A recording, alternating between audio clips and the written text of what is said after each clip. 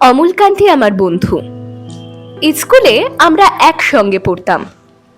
রোজ দেরি করে ক্লাসে আসতো, পড়া পারতো না।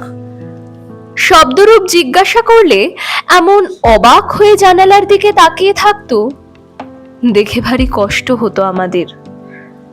আমরা কেউ মাস্টার হতে চেয়েছিলাম, কেউ ডাক্তার, কেউ উকিল। অমলকান্তি সেসব কিচ্ছু হতে চায়নি। সে রোদ্দুর হতে চেয়েছিল। ক্ষান্ত বর্ষণ, কাকডাকা বিকেলের সেই লাজুক রোদ্দুর।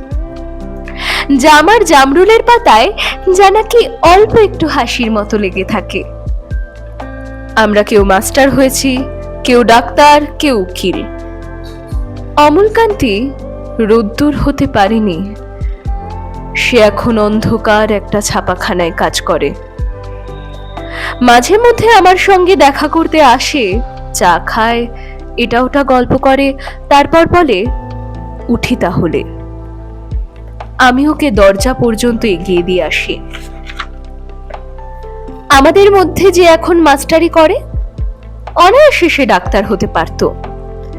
যে ডাক্তার হতে চেয়েছিল, উকিল হলেও তার এমন কিছু ক্ষতি হতো না। অথচ সকলের ইচ্ছে পূরণ হলো, এক অমলকান্তি ছাড়া। অমলকান্তি রোদ্দুর হতে পারেনি। সেই অমলকান্তি রোদ্দুরের কথা ভাবতে ভাবতে ভাবতে ভাবতে যে একদিন রোদ্দুর হতে চেয়েছিল।